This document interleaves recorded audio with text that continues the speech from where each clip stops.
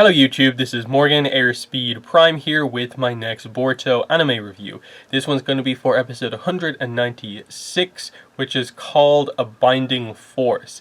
This episode adapts Boruto chapter 29 from the manga, volume 8 here as you can see. And it did it once again very accurately with just a few additional scenes or sort of tweaks to scenes, but not really taking anything away from what was there, instead adding on like the anime tends to do most of the time. So in this case, what was added into the episode was that in the manga, Mitsuki and Sarada do not appear within this chapter. Here in the anime, they decided that, okay, there's going to be a sparring match. It makes sense that, okay, Kawaki and Himawari are going to be there.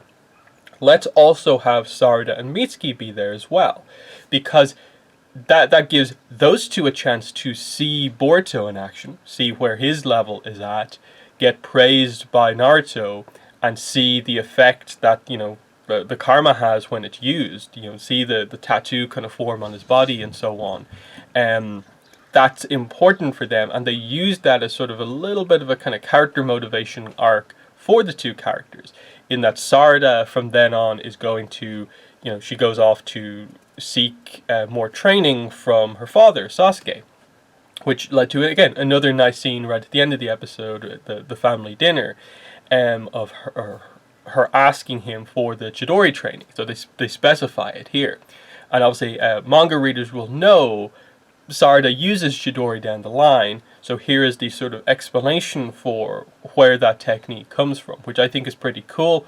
I do wonder how many scenes we're going to get going forward covering the training, because again, if they cover it too much, the technique isn't a surprise necessarily when she uses it, but I wouldn't mind at least seeing the opening stage of that training, you know, Sasuke demonstrating it in front of her, explaining the core ideas behind it, that like you have to use the Sharingan, it's very accurate jutsu, but if you don't use the Sharingan, you leave yourself wide open, that sort of thing. But, you know, I'd be surprised necessarily if we got like a full episode focusing on Sarada's Chidori training, but maybe a little bit, just her struggling initially, and so we go into the fight not knowing if she has it or not, and, you know, she then uses it. Something like that I think would be, you know, pretty good. But yeah, I thought it was quite well done the way they managed to do it. Of like those two came over to, you know, they say like just see Boruto, but Mitsuki, not realizing that they have to hide this, just says, we're here to spy on Kawaki. So, you know, there's a further kind of reason why they're here. And it allowed for like something like that, where in the last episode we saw Sarada meet Kawaki, and it was well done. So she sort of knows him now. Here we actually got to see Mitsuki meet Kawaki, which I don't even think we had that much of a sense from the entire manga that we have up to now.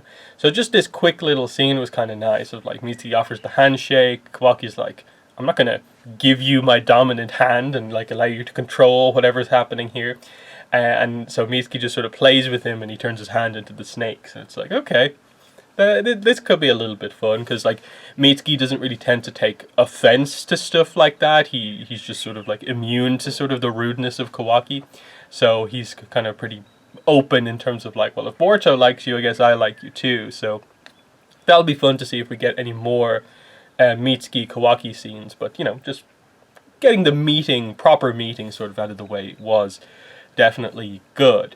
So from there we go into, of course, the Naruto and Boruto training scene, which of course it was the focus of this chapter of the manga. And I like the way they brought it up, of just like Boruto's playing his game and Naruto says, oh, are you ready to do this? And he's like, oh, I'm still playing the game, but okay, let's go. And you can see how happy Boruto is that Naruto's like making time to do this with him. And Himawari even like jokes that like, no, you're super happy about this, aren't you? And even Hinata, you know, they cut to Hinata sort of smiling about the family dynamic working so well here. So Kawaki ends up going with them, as do Mitsuki and Sarada, and we get the sparring match here, the second one we've seen in a relatively short space of time, I guess. And so yeah, this is just a really kind of cool thing of like, this is, I suppose, Kawaki getting to see jutsu kind of utilized up close for potentially one of the first times. He seems particularly interested in the idea of shadow clones, which we get the explanation for later on. And of course, we have Himawari explaining some things, Sarada explaining some things, and Mitsuki, pipes up as well with some stuff just to kind of catch Kawaki up on what exactly is happening here. And so we get the before karma section of the fight where, Boruto shows some nice movement. It's some pretty standard taijutsu stuff. Well animated, but they're not going overboard with, the crazy jutsus being thrown at each other. But then Kawaki's like, come on, let's get serious here. We need to learn something about the karma. So he turns his karma on. Boruto's resonates and activates because Boruto can't control it on his own just yet.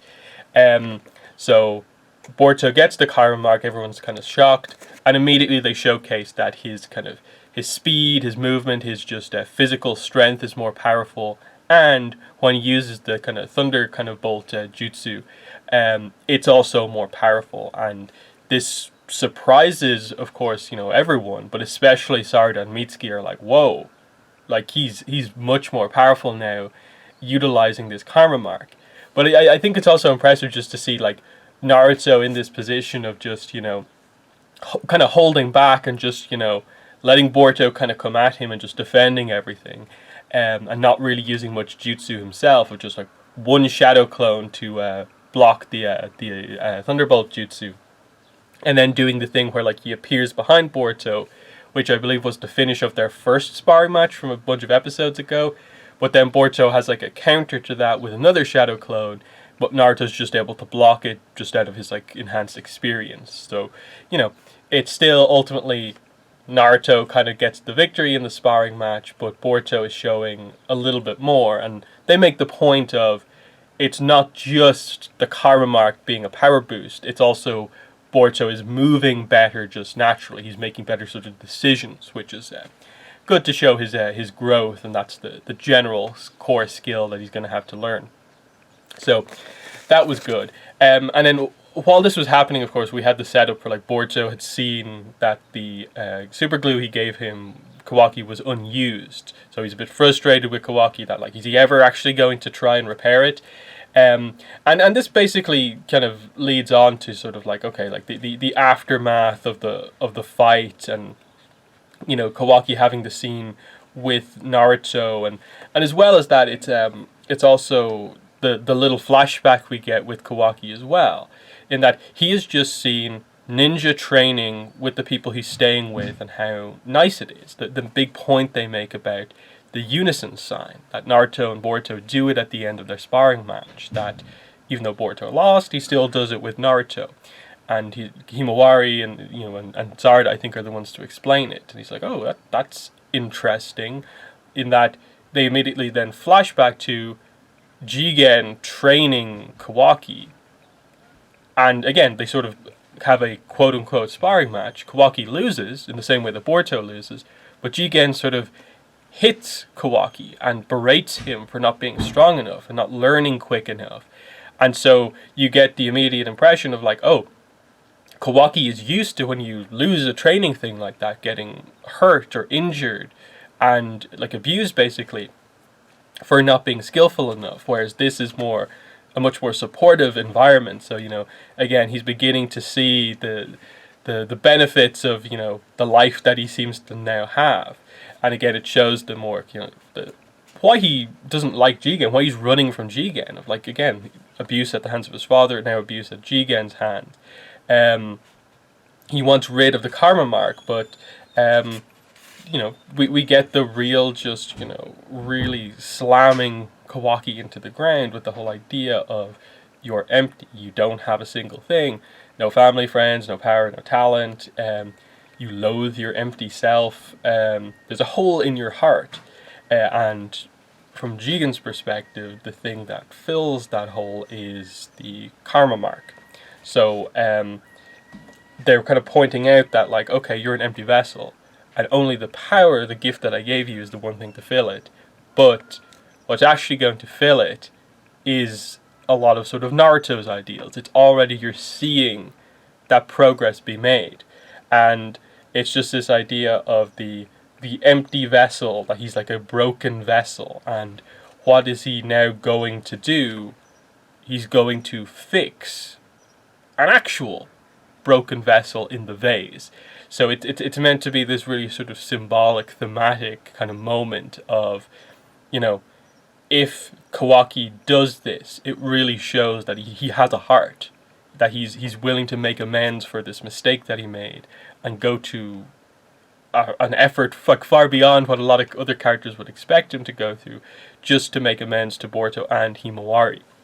And he's actually willing to do that. And so there's a lot of significance to that, and that leads on to the scene with Kawaki and Naruto just kind of talking about things. And I actually kind of like the way they added in the little moment of, like, the first thing that Kawaki asks is like, do you hit?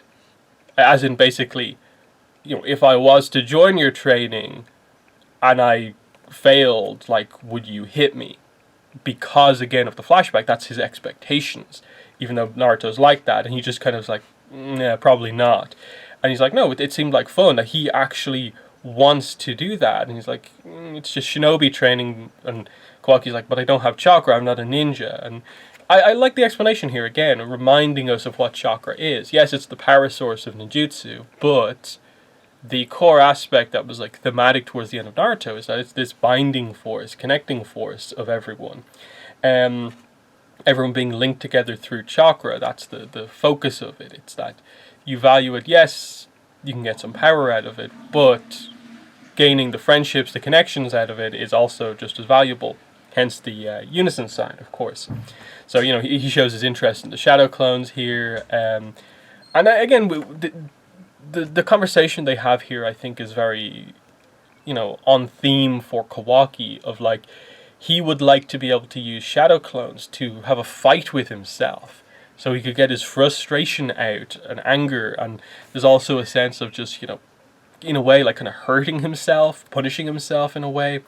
And Naruto, of course, like, he doesn't know the full extent of, like, Naruto's backstory, so he's kind of like, you know, you wouldn't know why I want to do this, but Naruto's just like, no, I've done it, it doesn't work. Like, it doesn't work, you don't feel any better, I know it.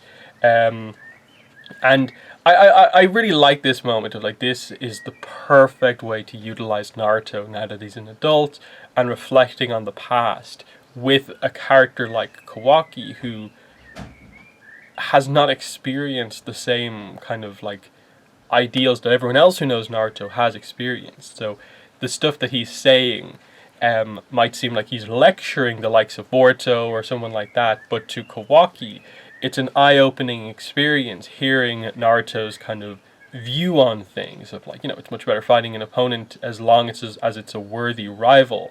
Friendship can change the world, and he's proven that. So just this idea that he has this experience of, like, the darker moments of, like, you know, trying to fight himself with his own shadow clones because of his frustrations, but he's also taking it to the complete opposite side of things. He's shown that his idealism can change the world, and that friendship is like a valuable thing above all else. And so that scene to me just works so great in terms of, like, Kawaki learns a lot from that, but also the addition in the anime of having Boruto kind of be at the door. Like, he picks up the super glue as if he's going to shout at Kawaki for not doing it, but then he overhears Kawaki having this conversation with his father. And in the aftermath of it, he puts the super glue back down because he sort of realizes from what Kawaki says that, no, I think he is going to do this. He hasn't done it yet, but I think, honestly, based on everything he's saying, he's going to try and fix this at some point. He just has to build up to it a little bit. And I like that sort of understanding from Boruto's side of things as well. That's really good. And then we get the final scene where, like, he walks out with the super glue. He does pick up the bag with the broken bits. But this is also the same point at which Kashin Koji, through the toad, spots where Kawaki actually is, and we're wondering, okay, what exactly is happening here? Because, like, Delta's still on the outside, Kashin Koji is there, but we know Kashin Koji just wants to sort of monitor what's going on. So what's he going to learn? And is Delta going to be happy with this? And as we see from the preview, Delta is going to strike in the next episode, which is what happens in the chapter. So, yeah, we're going to get this sort of transition episode next week where we continue with some of the sparring. Kawaki's going to be involved, but right at the end, Delta's going to arrive on the scene, and we're going to get our sort of big fight of this section of the arc, which is going to be pretty interesting because I've got to say, this fight was not one of my favorites in the Boruto manga. I think this is sort of where the pacing, some of the not great choreography, highlighted itself quite heavily during this section of the fight. Now, immediately I'll say, I do think the anime will make an immediate improvement over the manga, just because they're going to make those sort of panels where it is maybe just punch kick. Them being animated immediately improves them, because it turns like 2-3 pages of just taijutsu action into like a handful of seconds, and it just, you know, gets through them that little bit quicker, and they're going to be much more clever with the choreography, and it's going to be action packed. Whereas reading month to month, it was more of a kind of frustrating fight of just kind of like, okay, can we get to the show here, you know? She's going all out, Naruto's taking his time to build up what attacks he's going to use, but you know, it's going to be exciting when we get there, because, you know, seeing, you know, Delta in action, you know, facing off against Naruto, it's going to be impressive when we get there. But yeah, we still have another episode to get through, the sparring match and so on. So, you know, really good stuff overall. And like I said, I think just they're doing a good job for the most part with these anime edition scenes, having an extra bit for Sarada in here, having Mitsuki get to meet Kawaki. They all worked quite nicely, and it didn't detract from anything that the manga was trying to do. Like I said, it added to it. So that's strong. That was very strong, and they've been really good with a lot of that stuff. And yeah, I'm excited to see how the anime improves the Delta Naruto fight, because they always tend to add a little bit more in terms of flash. I think we probably are expecting at least one of these episodes coming up is going to have the full-on deluxe animation treatment, I think or expect. We'll have to wait and see on that. But, you know, good stuff coming up. And then I think once the Delta fight sort of comes to an end, I really do think the series only goes from strength to strength after that point, and we're getting into the really big reveals, big action, and you know, we're in a good spot right now. So in the comments, let me know what your thoughts were on this episode, but that has been the video. Thanks for watching, and bye.